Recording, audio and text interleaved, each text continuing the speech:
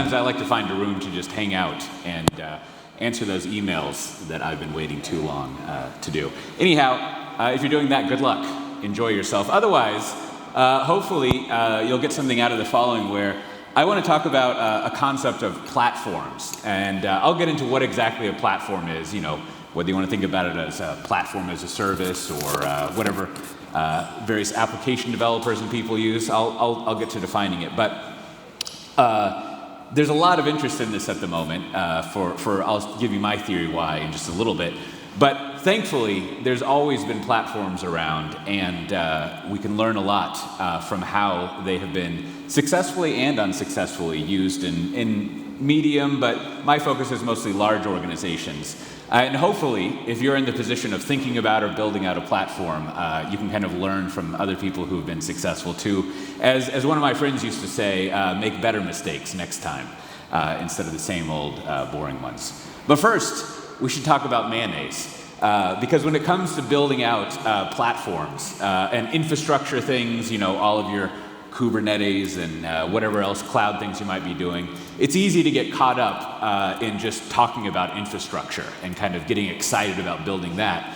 And oftentimes, with this crowd, I don't think it'll be such a big deal, but oftentimes people lose sight of the point of all that infrastructure and also all of the software, which is basically to figure out and run an application. And typically, with some exceptions that are interesting, typically that also involves a person who's using the application.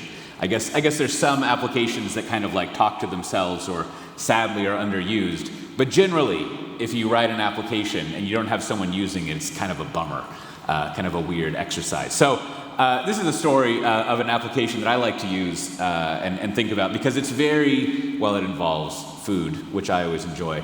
But it kind of very much so represents what I consider to be sort of like the ideal way of doing software, the best practices, kind of what people aspire to, I think. And that is, it's been a little while ago, but it's a story of a company that has, they do food delivery and they run commercial kitchens, right? They might do food service and catering and things like that. So this is not an actual picture. This is actually a picture of me without a beard from several years ago. Not really. I've been trying that joke out a few times, and I'm not sure it works. So I'll move on with my life. But in the kitchen, what they were doing is they basically, you'd get recipes, cookbooks sent to you from Central Restaurant Authority, and there's all sorts of other things. But because the executives running the company, what they wanted to do, like any business, they're interested in having good customer service, reducing costs, and making more money, right? Like the trio of fantastic business goals. And if you think about that in context of cooking food for people, right? Customer service is essentially having food that is good or good enough, depending on like the kind of business that you're doing. But you want to come up with recipes that both produce food that's good to use, but then also thinking about the costs and the revenue growth that aren't sort of like extravagant, right? Like you might want to make some delicious various types of pasta here, but maybe you don't want to have fresh truffle, flown in from somewhere. So you want to control the ingredients that you have, and you don't want too much artfulness and one-off creationmanship in what you're doing. And it's kind of analogous to the way we think about software development and running infrastructure, right? Like you've got some goals you're doing, you put together a run book or a cookbook or a manual or the practices that you're going to do.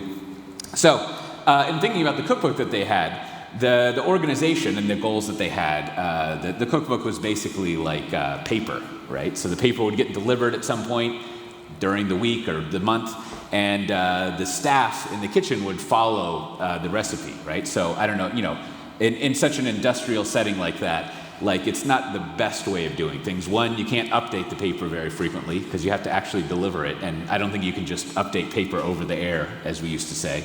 And then two, it kind of falls apart, you get it dirty. So it's not the best way to really kind of automate, if you will, your recipes. So this was being a couple years ago, what they of course thought is because we want to digitize this, obviously that means we need to put it on a tablet, on an iPad of some sort. And then that will help us achieve our goals of, consistent food, good customer service, and making sure that we control costs and things like that.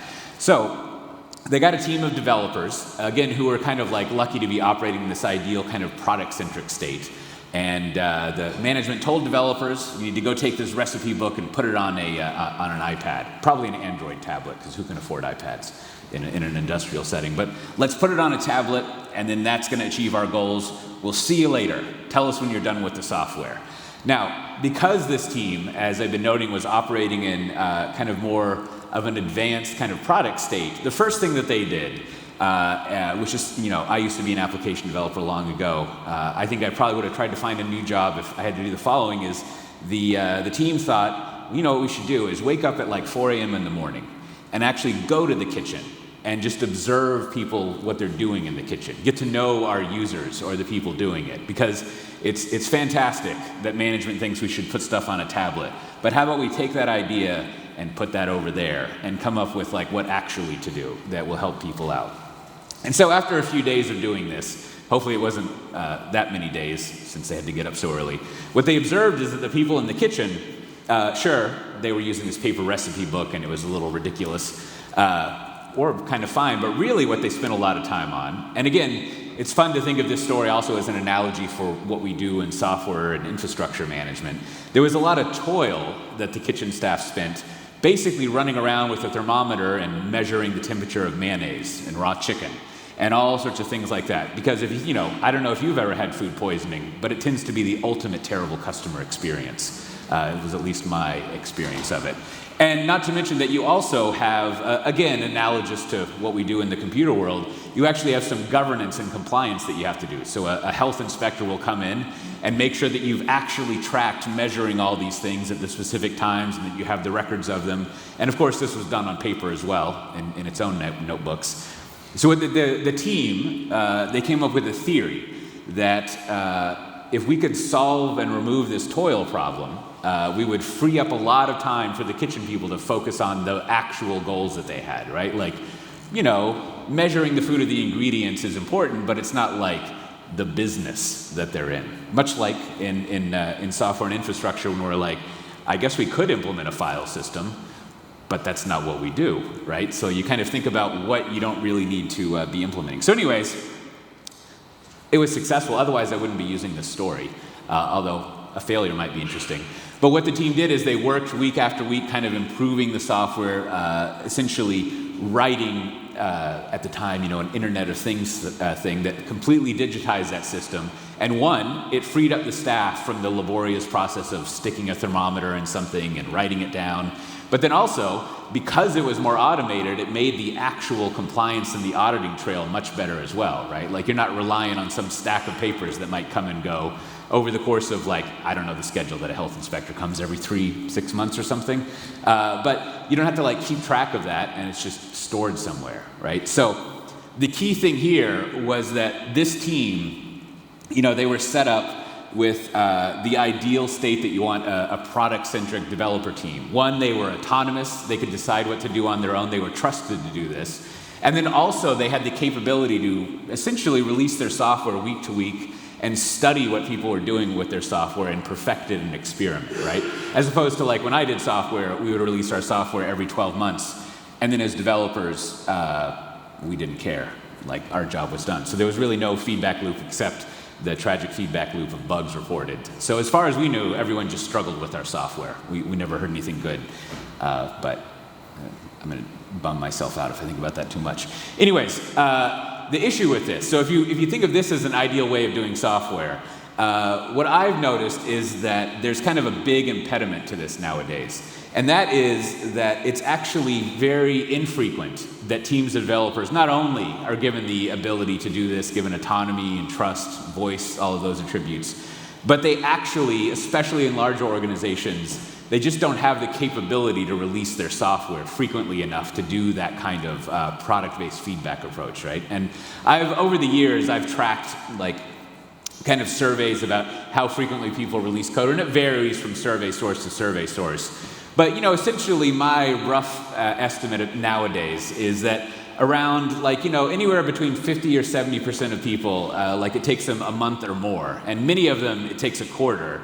It takes 3 months or even longer to actually get their software out the door. So I'm sure everyone in this room, you can just release your software at will because you seem like some smart, advanced people. But when you're talking with your friends who couldn't come here and they're sad, maybe you can be empathetic and understand why they're a little moody because it takes them forever to release software. So this is just one thing that a platform will do for you, but I think it's a good way of figuring out your capability to do good software, to kind of do the software that will help mayonnaise people and other people out, right? By focusing on the product instead of just doing what you were told, essentially, right? Because you really do need to get that weekly, or I was talking with someone last night, every 2 weeks, whatever works for you, but some frequent loop in there, which really directly pulls in why a platform is useful and what it does. So, before I get into the rest, I'll tell you a little bit about myself. That's me. As you can see, back in FY 2005, I was up to some innovation when I worked at BMC Software as a developer. And I used to work on online banking software and things like that. And then I was an analyst at a little firm called Red Monk, and then I did some M&A stuff at Dell. And I'm from Austin, Texas originally, so everyone has to serve a 2-year term at Dell minimum if you live there. And nowadays, then I have, for about 8 years, I first worked at this place, Pivotal Software, which VMware acquired. So that's where I work now. And I'm pretty lucky in that what I get to do is really just go talk with people about how they do software and how they try to improve software in their organization. And then just basically with tiny little footnotes, I just rewrite what they say to cite them and talk about it with people. So I'm always, if you would like to appear in a footnote, please talk to me afterwards about something interesting. And I'm kidding aside, I am really interested in just figuring out how people do software and how they improve, right? I always think, maybe this is a little too much information, but doing software well is kind of like flossing. We all know what doing software well looks like, what we should be doing, just like with our teeth. But very few people in my experience seem to actually do it, right? There's always some excuse to not do this hygienic thing or doing software well. And it's really, what I'm interested always in is how do you get people to start flossing? Not least of all my kids and myself. How do you build up the habit of building up habits? So that's what I enjoy studying. Anyways, I do a lot of podcasts and write little books and stuff like that if you want to go check it out on my website, which should be great. I just live to see little hit increases on page views and stuff, or not, whatever you're into. So first, let's get into what a platform is, because if you remember, the whole thing here is that if you want to set up a developer team to kind of focus on mayonnaise and raw chicken and whatnot, you need this platform in place to really take care of all that stuff that isn't actually moving pixels on the screen for your application. And over the years, the platform is more or less what's done that for you. And so this is a definition from back in 2018 of what a platform is from some ThoughtWorks people. As someone who works in the platform space, in and out of doing marketing stuff, every time I see a ThoughtWorks post something, I think oh, we should have written that up. They're always first to write something up that's great. And this is, if you read this whole piece here, I realize you can't click on that link now, but maybe later when you're perusing things. But you can kind of see this, and there's 2 things to call out about it. One of them is, it does go over the technical things that you would expect, right? So as an application developer, you can think of it as the services, all the middleware stuff, all that goopy fun stuff you rely on, all the frameworks underneath your actual application. But there's this part at the bottom that is only just now becoming more widely put into place. And that is thinking about this platform as a product that you're focusing on, that you're building out, right? Not just sort of a one-off way of using infrastructure or a stack that you have, but doing everything that gets implied about the ongoing evolution of a product, studying what people are doing with it and trying to improve that product, right? So it's essentially the product that developers use to run and figure out and architect their applications. Now, like I was saying, we go through this cycle of platforms over and over again, right? And I think classic. Well, we can go back to 2007. for people who were sort of aware of the world back then. And, of course, something like Heroku came and more or less defined like the new generation of platforms, right? Like what that looked like. It was called a platform as a service back then, which I always feel like is a word people don't like to use much anymore, but it's a very descriptive word.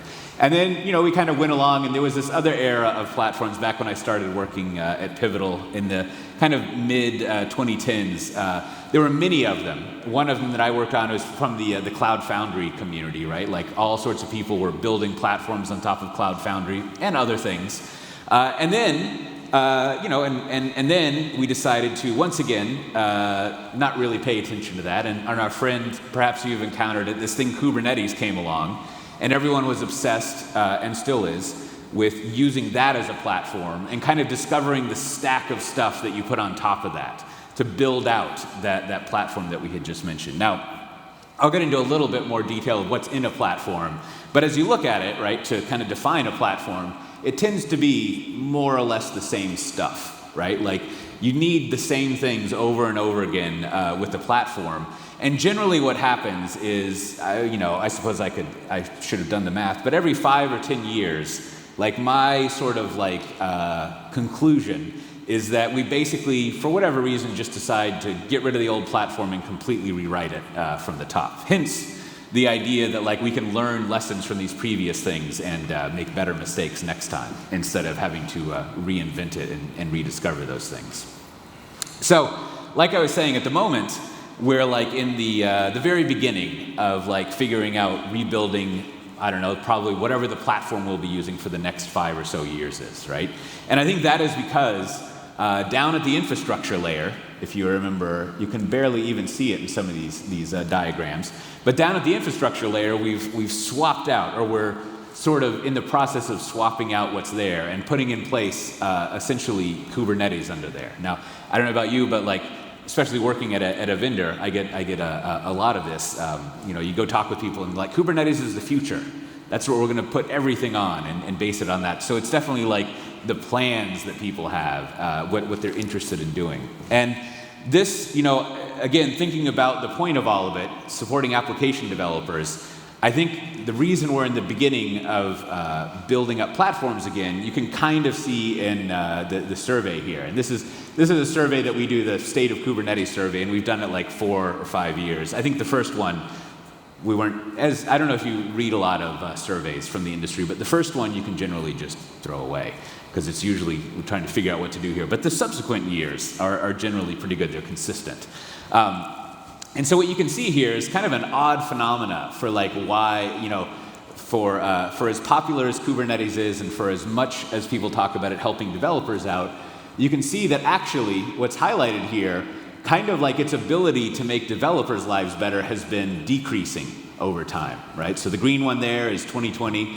That's almost, that's almost 4 or so years ago. And then it goes kind of steadily down until it goes up just a tiny bit in our last survey, right? And so, what you see here is like, even though you may have the notion that like you put this thing in place and it's going to make developers' lives better, there's something missing from it, right? And just my theory about this is that I don't know if you know the old diffusion of innovation or crossing the chasm or the Gartner hype cycle, right? But when a technology first comes out, there's a core group of like, you could call them super fans, who will basically put up with anything. They're just so interested in using a technology that they'll just make it work, right? And I think that's kind of what you see probably reflected in the survey base long ago. But then as any technology like Kubernetes becomes more and more mainstream, you get more people using it who like are not super fans. They're more like, I would just like to get along with my day fans, right? And they don't want to put in all the work that it takes to get something up and running. So anyways, I think the reason there's this renewed interest in platforms is because once you get something like Kubernetes set up, this is what you get. Is you basically have, we used to call it a dial tone, but I think people have stopped doing that because that doesn't exist anymore, so it's a bad metaphor. But you essentially get a blinking cursor, right? Like what you come to find is that once you set up your clusters and you get your cloud stuff set up, whatever it may be, and you sort of hand this over to your developers, and you're like, all right, go make those UIs. And then the developers are left with a whole lot of things that they need to actually pile on top of that. And that's where you discover, or you rediscover the need to have a platform. And you start analyzing and figuring out what to build up there. And thankfully, sort of a little bit of the point here is what a platform is well known and understood. And as I'll get into with the rest of it, how to run it and introduce it into your organization and manage it like a product is also well understood. So this is a great reference architecture from the Cloud Native Computing Foundation, the CNCF, that was finalized, I don't know, maybe like maybe a month ago or so. And despite the pastel Eastery colors, which could be nice if you're into that, it actually does a great job of representing the typical things that you have in a platform, right? So, it should make some sense that you have your infrastructure. That's what capability and service provider means. Your infrastructure under there, and then kind of the choices of all the types of capabilities that developers would want, whether it's thrilling things like authentication or data stores or messaging, or how you package and configure your applications, how you instrument it so that it's monitorable and manageable, all the way up to actual frameworks that you would be using in your applications, and of course your data stores and things like that. And of course, we have the most fantastic platform in the world that you can check out if you wanted to. But these illustrations, you can find whatever platform is out there, and pretty easily you'll be like, ah, yes, those functions, all wound up in a box. Now, each time we go through reinventing the platform, right, when we tear down the old one and we add a new one in, I used to get distressed about this, because I don't know if you've encountered this with the more, let's say, mature developers out there, but they always get very upset about, why are we reinventing this? We already have this thing. Why don't you just use what we already have? And the answer is because, because this is better, right? And so, at some point, it is worthwhile to kind of add in new features to essentially start over again instead of keeping with what you had, right?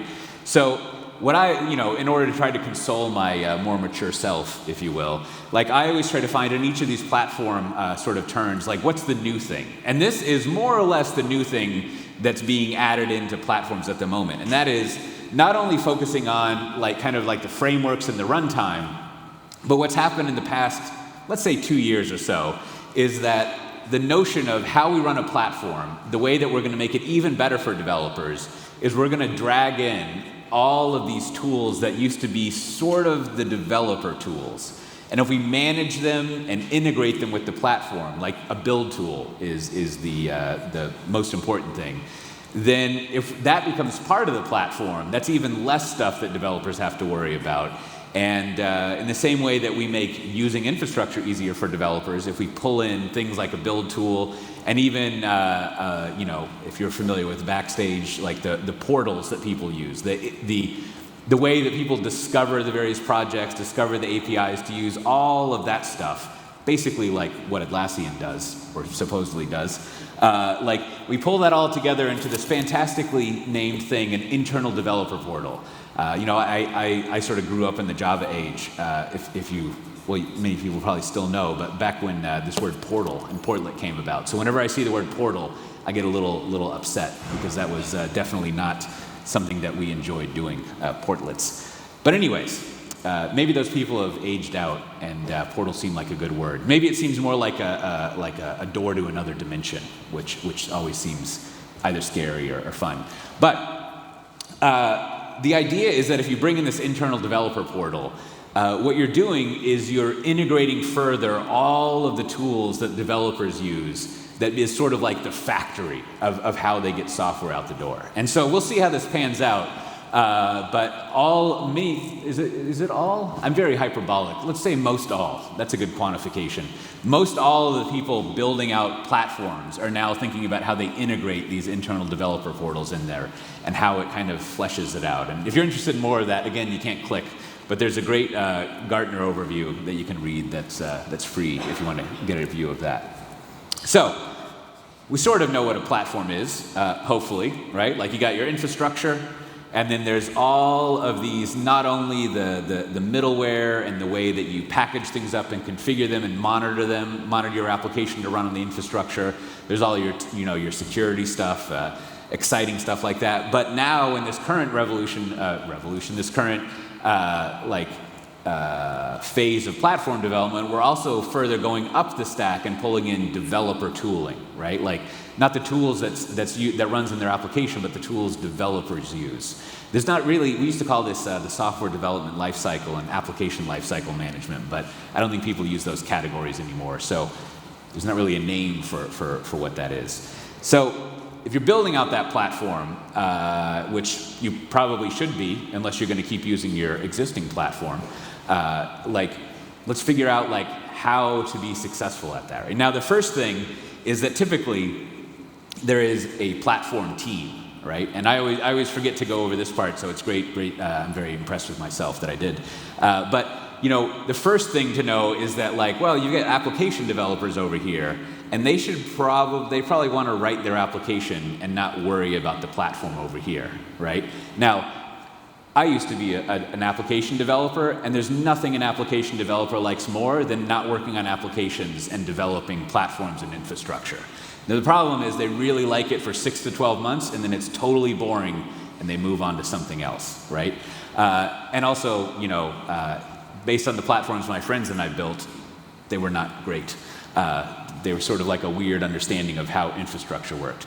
But that's the first thing that I see over and over again in larger organizations. When you get to people ask me frequently, how big of an organization do you need to be? And I don't know.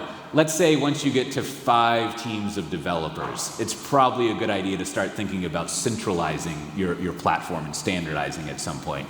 Maybe 10. I don't know. It depends, like what you're doing. But definitely, if you have 500 or 1,000 developers, it's probably a good idea to have a platform team rather than having, if you have 1,000 developers, you're probably going to have 100 platforms. I mean, I'm kind of joking, but they're all going to build out their own thing, especially if you've been around for more than 10 years. Then you're going to inherit all the previous years of platforms that are out there, which if you end up having to manage that stuff, it's a thrilling life to live.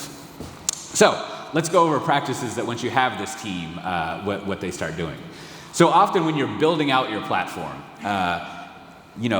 I think a good way to think about, even more so than the diagrams I showed you, what a platform is kind of this. Now, way back in the early days of DevOps, we would call this a value stream.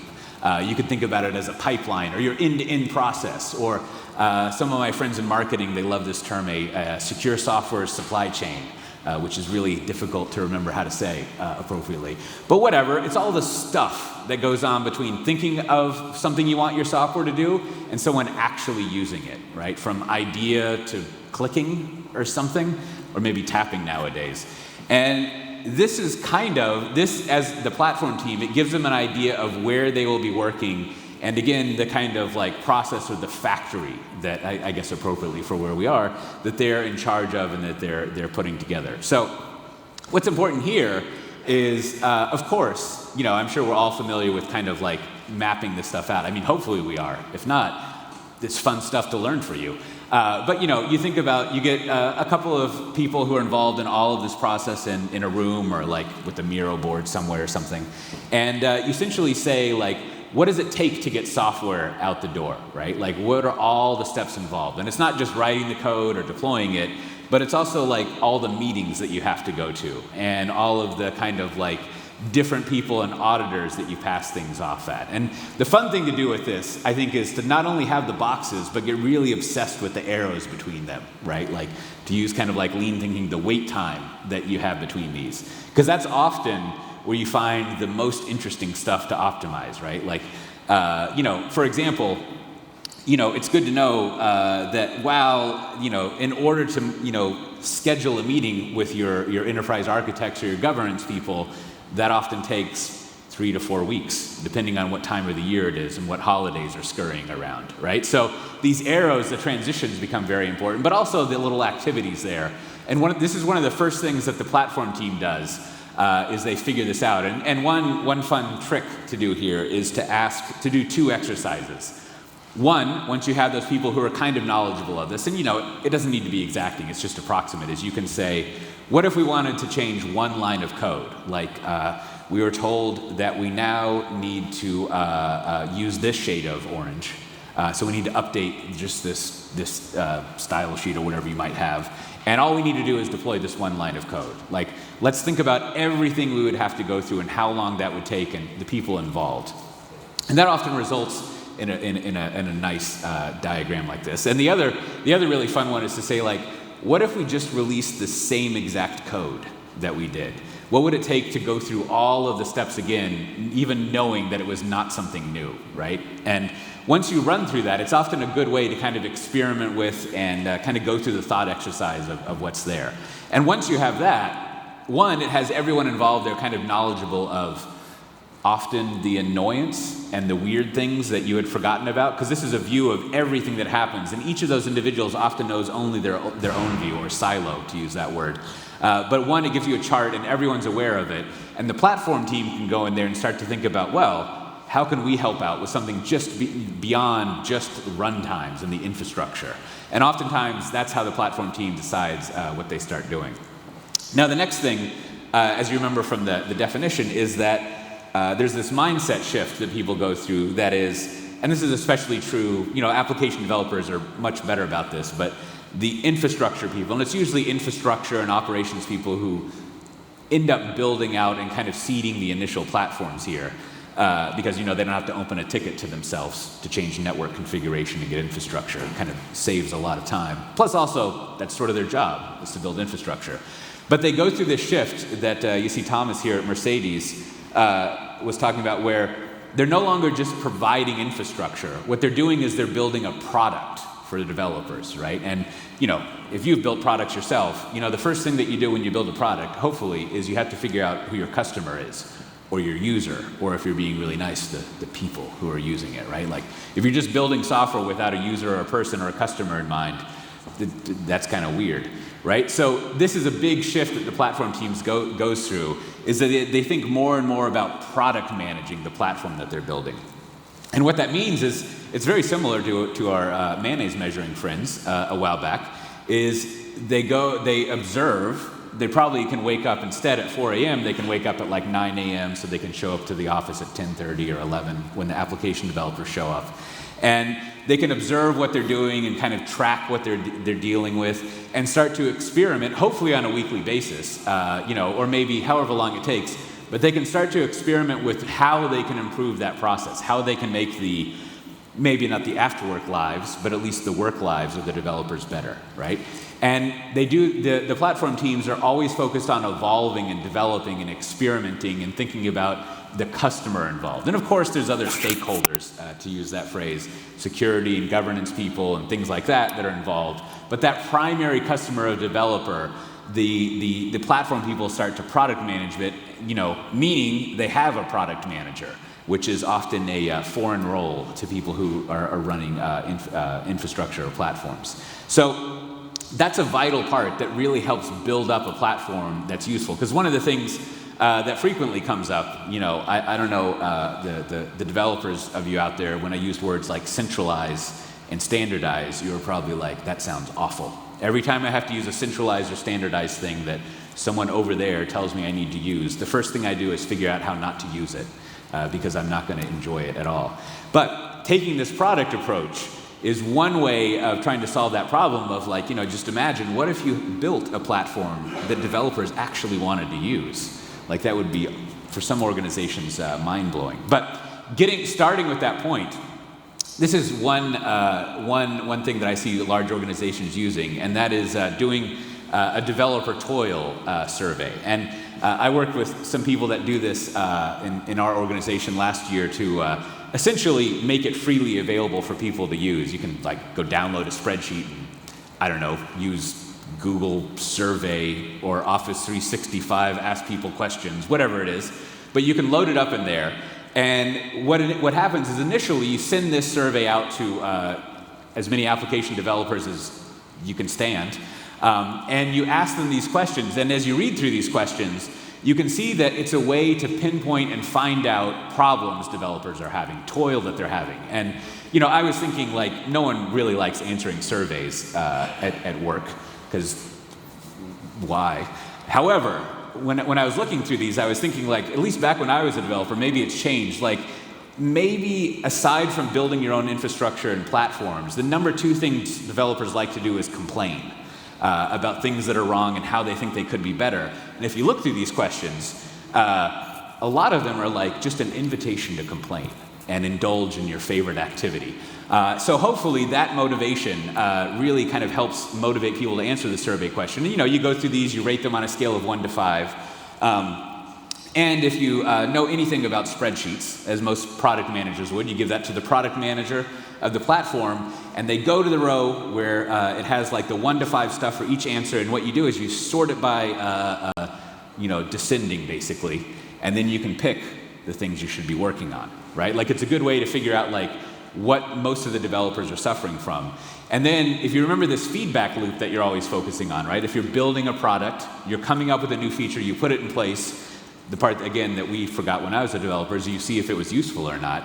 If you send the survey out every month or so, you actually can start tracking if the work that you're doing is improving things, which is also great because then you have metrics. And people who give you like raises and promotions, they love metrics. So now you've got like some charts that you can do that show the value that you're bringing, right? And then, you know, less cynically, it actually is a great way to figure out if the product that you're building, the platform, is useful. And I think also what you see is this also ensures a type of engagement with developers, right? It shows you that they're listening, and as they answer this question, not over and over again, but every month or so, hopefully they remember like, oh, I remember last time I said this was terrible, and now it's not so terrible. So progress is being made, right? It kind of helps build up trust and kind of a better relationship. Now, related to that, when I have worked with teams over the years who are, and by worked I mean talk with, I just make slides, I don't really do any other work.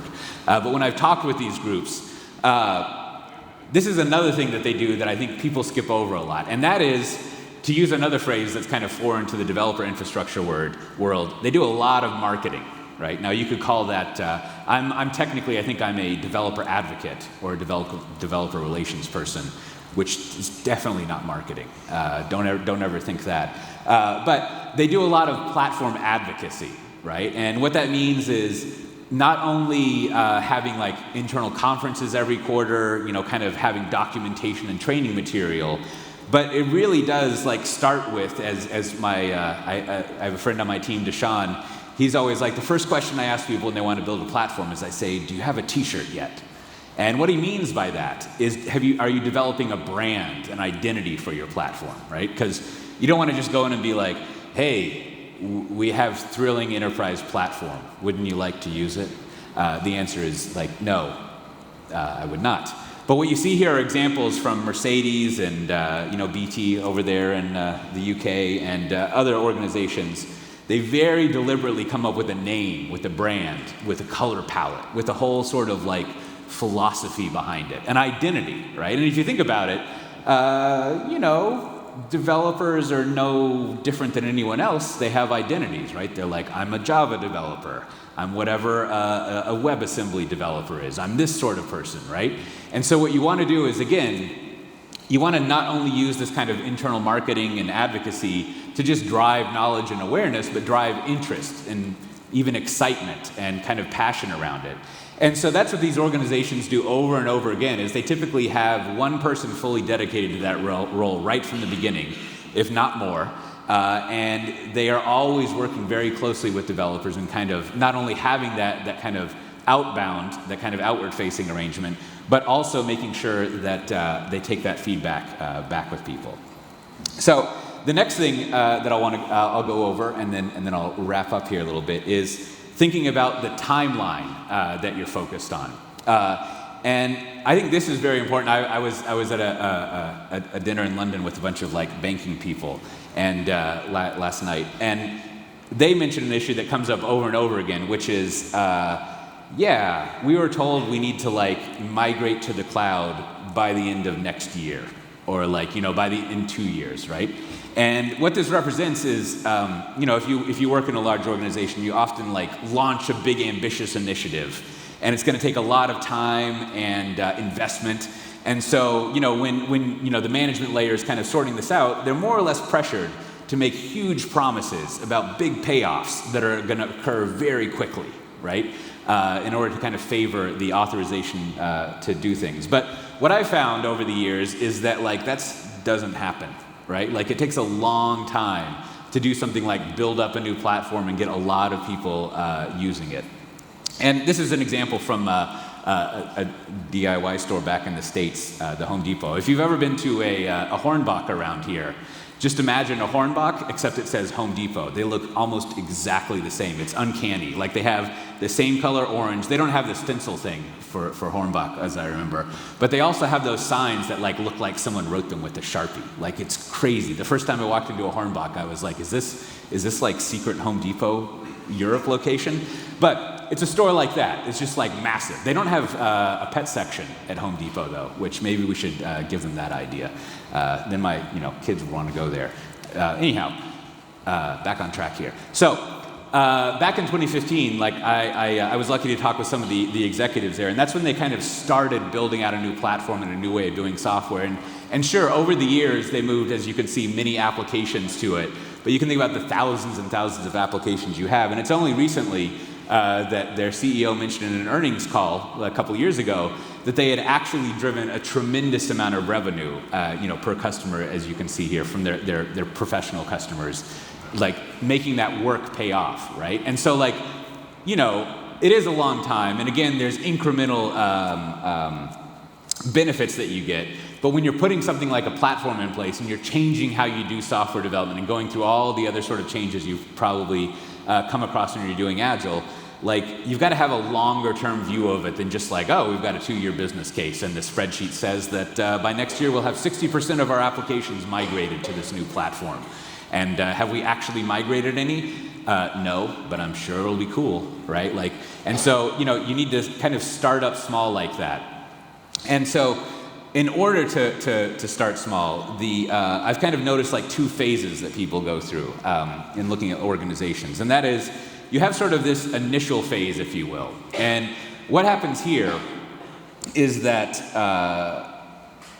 kind of following on what I was saying, you're trying to set yourself up to like learn not only what a platform is and not only to build that platform, but the critical thing is learn how it works in your organization, right? So especially as a vendor, you try to go sell software to people and they're like, oh, we have very unique needs, so we have to build our own. And there's no way that we would ever buy your software because we have to do X, Y, and Z. And it's fun and depressing as a vendor because you go talk with all their competitors and they say exactly the same thing. So it turns out they all have the same unique needs. However, the way that you sort of integrate and implement and the practices that you put in place for something like a platform, how you actually get all the people to agree and rally behind it, that actually is typically unique to an organization. So what you need to do is set up this platform team, figure out like one application that you're going to migrate to it, and just like see what happens. So you find a team of developers that kind of fit a good criteria. One, it's sort of like a real application, and 2, it's kind of low risk, so if you mess it up, you can pretend like it didn't happen and pick another one. And then 3, it's like technically feasible to move over. And you use that as basically like a tracer, as kind of like a probe to figure out how you're going to get this platform in place. And then once you've done that initial team, you move on to 2 other teams, and then 4 teams, and you use this practice way back at Pivotal and even further back, and it was kind of documented in the DevOps reports a couple of years ago, but you use this practice of pairing and seeding. We're on the team of developers, and the developers hopefully have like a product manager and probably like a designer and actual engineers. You generally, you don't have to do this, but I've seen many organizations do this successfully. They generally pair up on what they're doing, whether it's paired developing or paired product management, and you rotate these pairs around, which means you kind of spread and equalize the knowledge. Now, eventually, after these initial projects are successful, you kind of ahead of time figure out who are the, people on that team who like to talk with others, with strangers, and you take them off of that team and you seed them into these new teams. And then that, once again, like trains up and spreads knowledge and trust of the platform, the new way of working. And then, I didn't do very well at math, but I think there's some sort of exponential spread of things once you start training things up. Like, There was that old shampoo commercial in the 80s of like, I told a friend, and then she told 2 friends, and he told 4 friends, and then you kind of spread it out. And it's a good way to spread how trust and knowledge of how that platform works. And eventually, again, over time, you get to the point where more and more people have used the platform and they're familiar with it. But it's a very deliberate step that generally I see platform teams going through. Well, I'm trying to think if I went through all 7 of the practices. I won't count. I'm just going to assume I did, and I'll kind of fudge it a little bit to say these past 2 were 2 instead of 1, if you will. But those are the kind of again, it's not like the technology that you would use or how you actually build these things. But I think the way that you put these practices into place and the way you, if you'll pardon the word, strategize your platform plans and strategy.